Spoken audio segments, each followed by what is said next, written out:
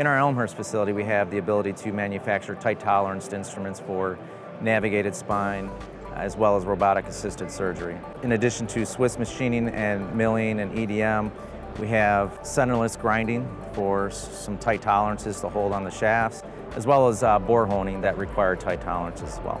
In our Kenosha facility, we also have the ability to form products for retractors. We do a lot of retractors for the hip, knee, large joint industry as well. So you can see some of the bends on here are quite intricate as far as concave this way, concave that way, and there's a finish on here that's highly polished and reflective. That's a capability that's all in-house for us. That is something that we can add value to our customers with.